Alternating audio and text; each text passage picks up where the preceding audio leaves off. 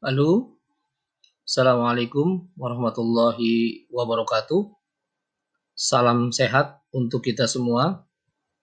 Berjumpa lagi dalam sesi mata kuliah praktikum Sistem Informasi Akuntansi. Mata kuliah praktikum Sistem Informasi Akuntansi ini terdiri dari 2 SKS, sehingga dari 2 SKS itu dijabarkan menjadi 14 kali pertemuan. Untuk sesi pertemuan kali ini adalah pertemuan yang pertama dan juga pertemuan yang kedua. Ini saya gabung menjadi satu. Jadi pertemuan yang pertama dan yang kedua ini kita akan lebih mengenal dulu tentang teorinya sedikit. Nanti di pertemuan 3, 4, 5, dan seterusnya kita akan lebih banyak ke praktikumnya. Bagaimana kita bisa berpraktek kalau kita tidak tahu teorinya? Sebetulnya teorinya juga sudah dijelaskan di dalam sistem informasi akuntansi teori. Namun, untuk lebih mengingat lagi, maka saya ulang dan saya bikin menjadi 2 kali pertemuan dengan beberapa poin-poin penting saja. Tentunya, suatu perusahaan itu yang bergerak di berbagai bidang itu selalu membutuhkan sistem informasi akuntansi atau disingkat dengan SIA. Nah, SIA ini mengandung proses yang berguna untuk laporan kondisi keuangan perusahaan dengan benar dan akurat. Bayangkan jika sistem informasi akuntansi itu hanya dilaksanakan hanya secara manual tanpa adanya satu sistem yang saling terkait, maka informasinya tidak bisa akurat. Nah, di sesi kali ini untuk pertemuan 1 dan 2 ini saya akan menjelaskan tentang konsep dasar daripada sistem informasi akuntansi tersebut. Tentunya sebelum kita jauh membahas tentang konsep dasar tersebut, kita juga harus tahu apa sih tujuan perkuliahan kita. Jadi, tujuan perkuliahan di pertemuan 1 dan 2 ini diharapkan mahasiswa itu nanti mampu mengetahui apa sih pengertian sistem informasi akuntansi. Tentunya ini sudah diketahui di mata kuliah teori. Namun ini akan lebih memperdalam lagi di praktikumnya. Yang kedua, untuk mahasiswa mengetahui bagian-bagian daripada SIA tersebut. Yang ketiga juga tahu tentang fungsi SIA dalam bisnis. Tentunya kalau kita sudah belajar, terus kita tidak mengerti fungsinya, maka kita juga tidak bisa mempergunakannya dengan maksimal. Yang keempat, tentang bagaimana prinsip dasar, subsistem dalam sistem informasi akuntansi, jenis sistem akuntansi, siklus akuntansi, flowchart, dan juga simbol-simbol yang digunakan di dalam flowchart atau sistem informasi akuntansi. Baik, dari 9 poin ini kita akan coba bahas dan kita akan bahas di pertemuan 1 dan 2. Yang pertama, pengertian. Apa sih sistem akuntansi tersebut? Jika menurut Mulyadi, sistem akuntansi itu adalah organisasi formulir, catatan, dan laporan yang dikoordinasikan sedemikian rupa untuk menyediakan informasi keuangan yang dibutuhkan manajemen guna memudahkan pengolahan perusahaan. Maksudnya memudahkan pengelolaan perusahaan. Jadi formulir, catatan, dan laporan-laporan itu diorganisir sehingga dapat tercipta informasi keuangan yang informasi keuangan itu dibutuhkan oleh manajemen. Tentunya manajemen membutuhkan itu adalah dalam rangka untuk mempermudah di dalam mengelola suatu perusahaan. Namun jika menurut Nugroho Wijayanto, ini juga tidak jauh beda sebenarnya. Jadi sistem akuntansi itu adalah susunan formulir, catatan, hampir sama ya, peralatan termasuk komputer, dan perlengkapannya serta alat komunikasi. Tenaga pelaksanaannya dan laporan yang terkoordinasi secara erat yang didesain untuk mentransformasikan data keuangan menjadi informasi yang dibutuhkan manajemen. Jadi dia lebih lengkap ya. Kalau menurut Nugroho Wijayanto, termasuk di dalamnya ada peralatan komputer, alat komunikasi HP. Sekarang HP juga bisa dijadikan sebagai sistem informasi akuntansi. Ada banyak Play Store yang bisa kita download laporan keuangan, misal Zair Simple, buku kas, macam-macam, itu banyak sekali. Itu adalah sistem informasi akuntansi. Terus di Nugroho Wijayanto ini juga dilengkapi dengan adanya tenaga pelaksanaannya dan laporan yang terkoordinasi secara erat, yang didesain untuk mentransformasikan data keuangan menjadi informasi yang dibutuhkan manajemen.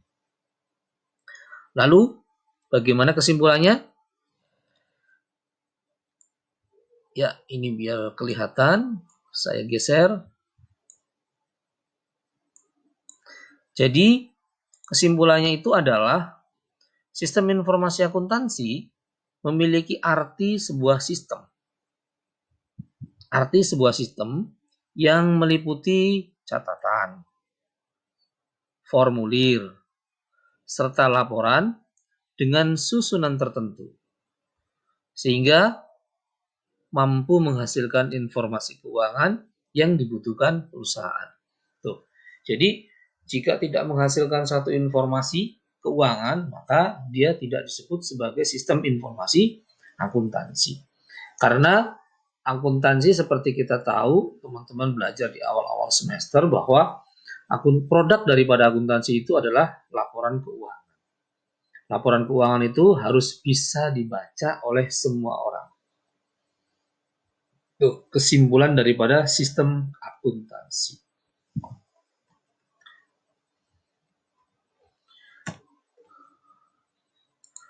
Berikutnya, bagian-bagian daripada sistem informasi akuntansi. Yang pertama, people atau orang yang bertugas mengoperasikan sistem serta melakukan ragam fungsi. Bagaimana bisa suatu sistem bisa berjalan dengan sendiri tanpa orang atau user atau pengguna. Ini berarti teman-teman mahasiswa juga termasuk bagian daripada sistem informasi akuntansi. Yang kedua, prosedur. Prosedur ini adalah bagian yang mengumpulkan, memproses, serta menyimpan data yang ada hubungannya dengan aktivitas organisasi. Jadi, bagaimana data semua dikumpulkan, setelah terkumpul diproses, kemudian disimpan, yang ada hubungannya dengan aktivitas organisasi. Ini prosedur. Bagian sistem informasi akuntansi berikutnya adalah data. Data ini adalah bagian yang melakukan kegiatan dan proses bisnis. Ini data. Bagian yang berikutnya ada software. Software ini merupakan bagian yang memproses data yang terdapat pada organisasi. Dan yang kelima adalah infrastruktur informasi teknologi. Terdiri dari apa? Komputer serta peralatan lain. Bisa HP dan lain-lain. Ini adalah bagian-bagian daripada sistem informasi akuntansi. Berikutnya, bagaimana sih fungsi sistem informasi akuntansi di dalam bisnis? Ini teman-teman juga harus tahu. Mungkin sudah dijelaskan di teori, namun kita perdalam lagi dan kita ambil poinnya bahwa yang pertama, sistem informasi akuntansi ini merupakan sistem pengendali keuangan yang bertujuan supaya tidak terjadi kecurangan oleh pihak-pihak tertentu. Jadi dia sebagai controlling karena dia prosedurnya jelas. Yang kedua, SIA juga berfungsi untuk mengubah kumpulan data dalam bentuk informasi keuangan yang diperlukan perusahaan. Contoh kumpulan data itu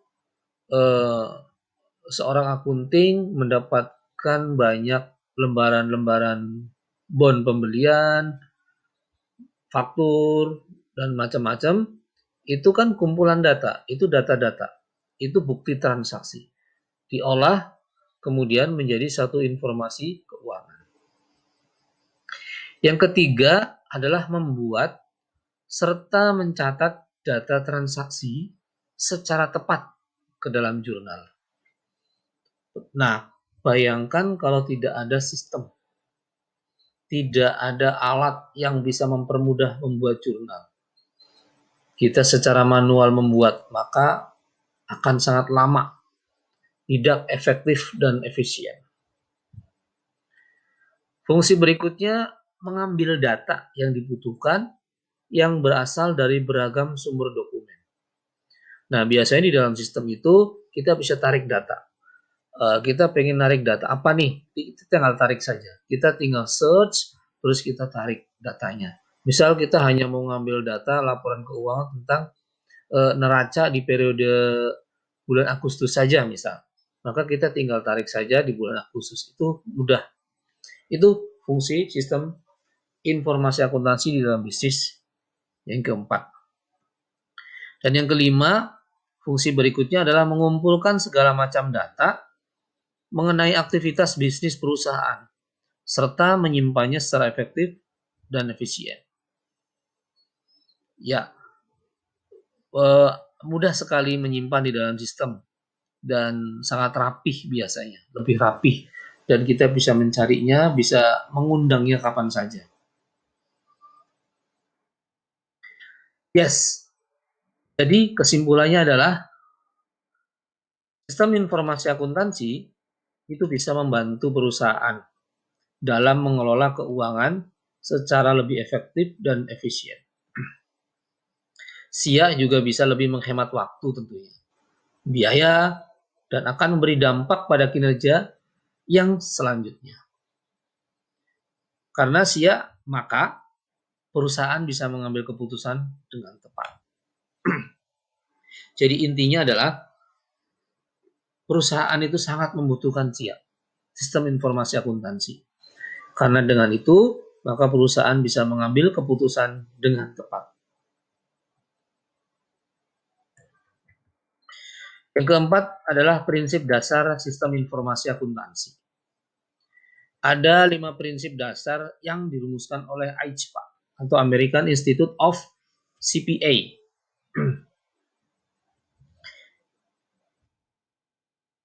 Yang pertama, keamanan. Penting prinsip keamanan ini, di mana akses dalam sistem serta datanya dikontrol dan juga dibatasi untuk yang berwenang saja. Jadi tidak mudah untuk diretas, terlindungi.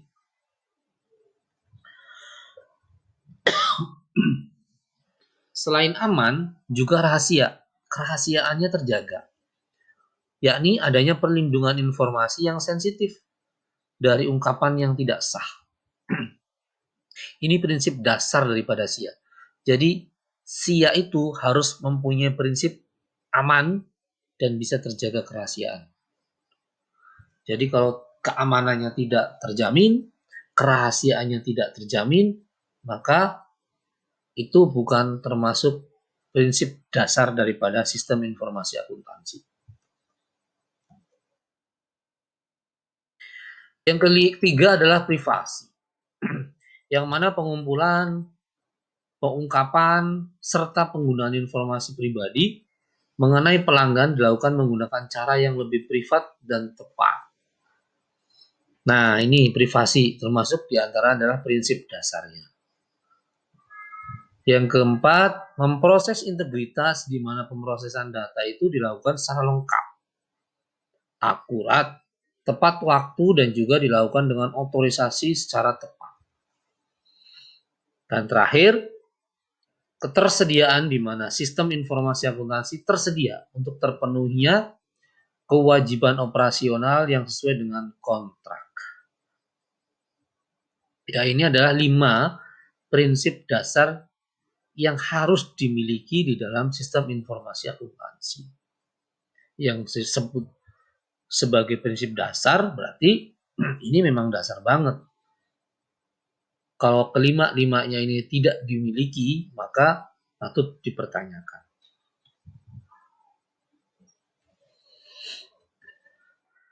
Berikutnya subsistem di dalam sistem informasi akuntansi. Supaya kinerja dapat lebih efektif, maka ada 3 subsistem yang harus ada pada sistem informasi akuntansi. Jadi dibutuhkan 3 ya, agar dia disebut efektif. Nah, ini sebelum kita praktikum, kita perlu tahu ini dulu, poin-poinnya. Yang pertama, sistem pemrosesan transaksi yang mendukung proses operasi harian bisnis. Ya, tentunya proses harian itu harus bisa terekam dengan baik. Jika tidak bisa terekam dengan baik, maka kita akan kesulitan di dalam membuat summary, kesimpulan. Yang kedua, sistem pembukuan yang digunakan sebagai sistem untuk menghasilkan laporan keuangan, seperti laporan neraca, rugi laba, pengembalian pajak, serta cash flow. Nah, ini lebih efektif banget nih, karena hasil akhir daripada akuntansi ini adalah laporan keuangan. Sehingga di dalam sistem ini diharapkan bisa menghasilkan laporan keuangan yang baik, yang sesuai dengan standar. Subsistem yang ketiga, yang terakhir adalah sistem pelaporan manajemen. Gunanya apa? Untuk mengatur laporan pada perusahaan, meliputi laporan keuangan dan sebagainya. Tentunya laporan keuangan yang ditujukan kepada manajemen ya. Contohnya adalah laporan pertanggungjawaban, LPJ, anggaran, kinerja, serta informasi data yang berfungsi untuk mengambil keputusan. Ini adalah 3 subsistem yang harus ada pada sistem informasi akuntansi. Jenis-jenis SIA. Yang pertama ada siklus akuntansi penerimaan kas. Ya. Yang kedua ada siklus akuntansi pengeluaran kas. Menerima terus mengeluarkan. Yang ketiga siklus akuntansi keuangan. Jadi secara keseluruhan ya. Yang keempat adalah siklus produksi. Ini tentunya sebenarnya tidak hanya 4 ya, masih berkembang yang lain, masih ada lagi yang lain. Namun di dalam pembahasan kita nanti ke depan adalah 4 ini. Tentunya nanti di pertemuan 3 nanti kita akan coba membuat siklus akuntansi penerimaan kas dan seterusnya. Berikutnya adalah siklus akuntansi. Tentunya teman-teman sudah tahu sebagaimana siklus akuntansi itu. Siklus akuntansi itu dimulai dari transaksi. Transaksi menghasilkan bukti transaksi. Bukti transaksi dibuat jurnal. Jurnal ini ada jurnal khusus dan ada jurnal umum. Jurnal khusus ini terdiri dari jurnal pembelian, jurnal penjualan, jurnal penerimaan kas, dan juga jurnal pengeluaran kas. Nah, setelah dibuat jurnal, kemudian diposting menjadi buku besar. Buku besar ini ada buku besar utama, ada buku besar pembantu. Nah, buku besar pembantu itu terdiri dari piutang dagang. Jadi buku piutang dagang, buku utang dagang, persediaan barang dagang, kartu stok ya. Ini adalah buku besar pembantu.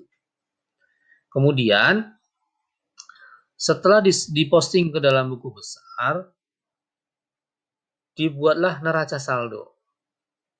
Disebut sebagai neraca saldo karena dia terdiri dari saldo-saldo yang ada di dalam buku besar. Jadi saldo di dalam buku besar dipindahkan ke dalam neraca saldo, diambil saldo-saldonya saja. Kemudian setelah menjadi neraca saldo, di akhir periode ternyata ada beberapa dokumen yang belum terinput. Maka langkahnya adalah membuat ayat jurnal penyesuaian, disesuaikan. Setelah dibuat ayat jurnal penyesuaian, maka dibandingkan menjadi neraca saldo setelah disesuaikan. Dibuat kertas kerja yang ada 10 kolom atau worksheet. Di dalam worksheet itu nanti ada laporan keuangan. Nah, laporan keuangan yang ada di dalam worksheet itu ada laporan laba rugi, perubahan ekuitas, dan juga ada neraca. Setelah menjadi laporan keuangan, kemudian dibuatlah jurnal penutup. Nah, jurnal penutup ini nanti dimasukkan, diposting ke dalam buku besar. Selain itu, jurnal penutup akan menghasilkan neraca saldo setelah penutupan. Jadi, neraca saldo setelah penutupan ini adalah sebagai saldo awal di bulan berikutnya. Ya, ini adalah siklus akuntansi. Yang berikutnya adalah flowchart. Untuk flowchart, apakah itu flowchart? Flowchart itu adalah representasi grafik dari langkah-langkah yang harus diikuti dalam menyelesaikan suatu permasalahan. Terdiri dari apa? Sekumpulan simbol. Di mana masing-masing simbol itu merepresentasikan suatu kegiatan tertentu. Bulat itu artinya apa? Kotak itu artinya apa? Nah, itu adalah flowchart, simbol yang ada di dalam flowchart. Flowchart ini diawali dengan penerimaan input. Setelah diinput, dilakukan proses input dan diakhiri dengan penampilan output. Ini dasar dari flowchart. Yang berikutnya bagan yang menggambarkan urutan logika dari suatu prosedur pemecahan masalah. Flowchart juga disebut sebagai suatu diagram yang menggambarkan susunan logika suatu program. Ini adalah pengertian tentang flowchart. Jadi, sebelum kita membuat satu sistem, maka kita harus bisa membuat flowchart. Flow-nya seperti apa? Karena apa? Sistem dibuat jika tidak ada flowchart, maka akan sulit. Yang kedua, bagaimana pembuatan flowchart? Jadi pembuatan flowchart itu sebenarnya tidak ada kaidah yang baku. Flowchart itu sama dengan gambaran hasil analisa suatu masalah. Flowchart itu dapat berisi antara satu pemrograman dengan pemrograman yang lain. Nah, secara garis besar ada 3 bagian utama tadi ya, disebutin bahwa input, proses, output. Ini ada 3. Hindari pengulangan proses yang tidak perlu dan logika yang berbelit, sehingga jalannya proses menjadi singkat. Nah, dengan kita membuat flowchart juga akan diketahui bagaimana satu bisnis proses.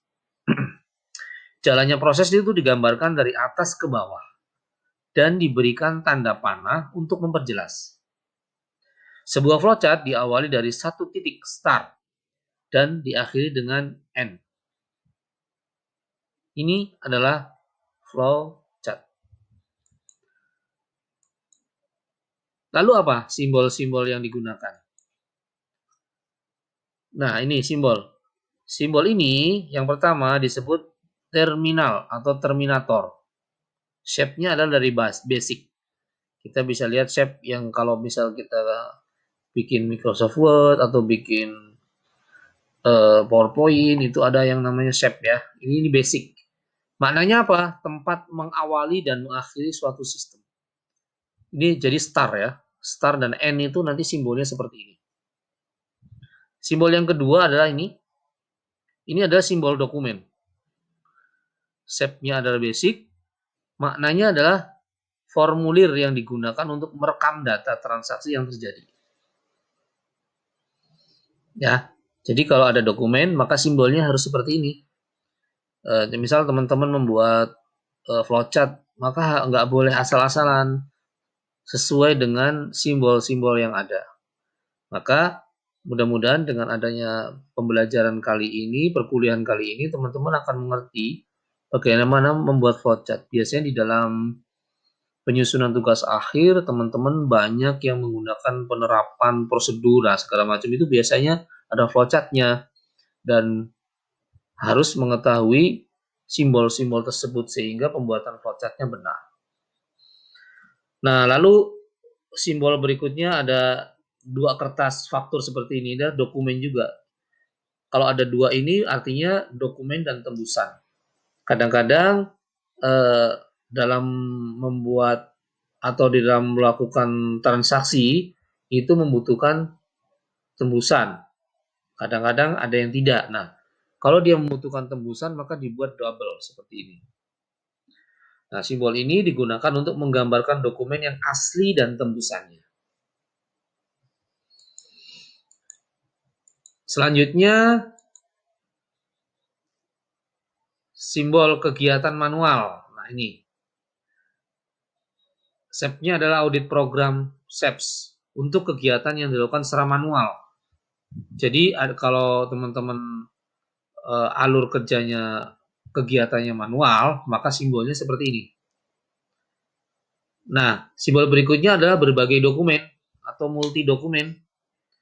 Ini maknanya adalah simbol yang digunakan untuk menggambarkan berbagai jenis dokumen yang digabungkan bersama di dalam satu paket. Simbol berikutnya adalah pencatatan data. Jajaran genjang ya, ini pencatatan data.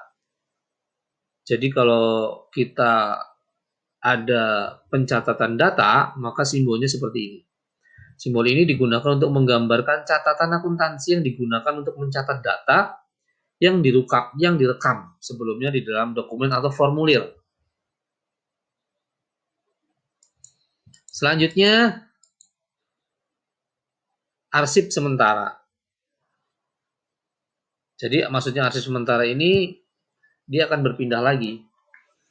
Simbol ini digunakan untuk menunjukkan tempat penyimpanan dokumen. Untuk mengurutkan pengarsipan dokumen digunakan simbol A menurut abjad, N menurut nomor urut, T menurut tanggal. Nih, ini adalah simbol-simbol yang ada di dalam flowchart. Berikutnya, arsip tetap. Nah, ini kebalikan dari arsip sementara ya. Kalau arsip sementara dia menunjuk ke bawah, sedangkan arsip tetap dia segitiga sama sisi ke atas. Simbol ini digunakan untuk menggambarkan arsip permanen. Ini merupakan tempat penyimpanan dokumen yang tidak akan diproses lagi. Finish ya, dalam sistem akuntansi yang bersangkutan. Berikutnya ada simbol bulat atau on connection. Ini sebagai penghubung dalam satu halaman yang sama. Berikutnya off connection. Itu sebagai penghubung antar halaman yang berbeda. Ini simbolnya seperti ini kalau akan menghubungkan. Terus ada simbol yang seperti ini, keterangan, annotation. Ini untuk memberikan keterangan pada satu kegiatan. Nah, ini keputusan, decision. Jika iya, maka seperti apa? Jika tidak, maka bagaimana? Ini menggambarkan keputusan yang harus dibuat dalam proses pengolahan data. Jadi ini adalah jika ya, keputusan. Simbol berikutnya adalah garis alir atau flow line. Simbol ini menggambarkan arah proses pengolahan data.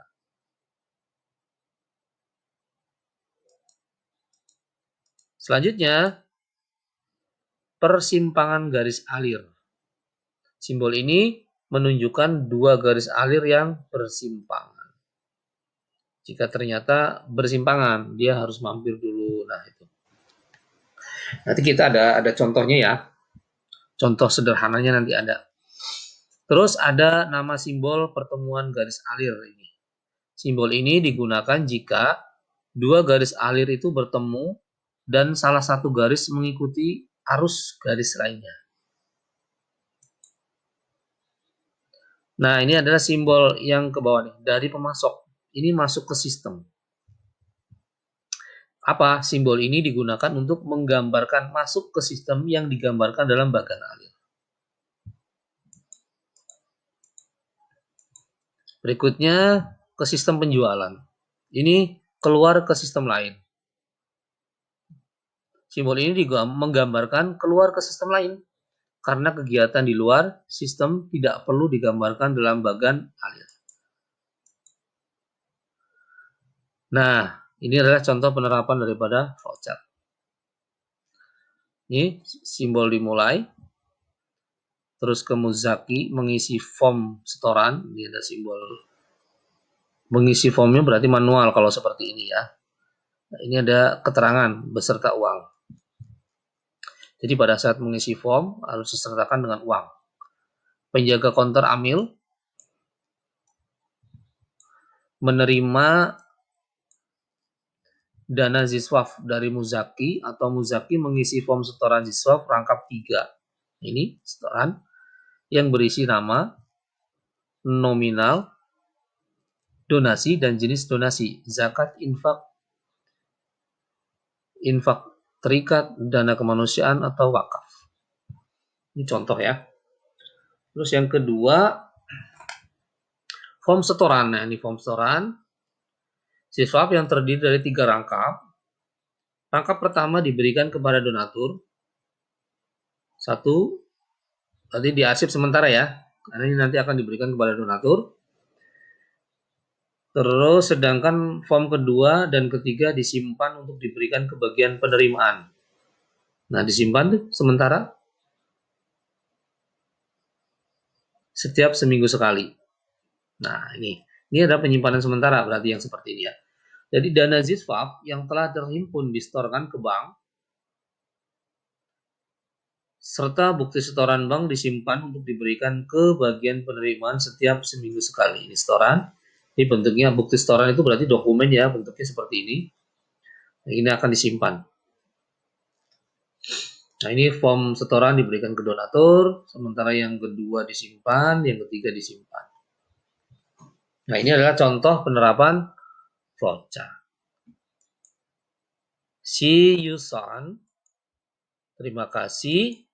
Salam sehat untuk semua. Sampai jumpa di pertemuan berikutnya. Salam satu jiwa. Assalamualaikum warahmatullahi wabarakatuh.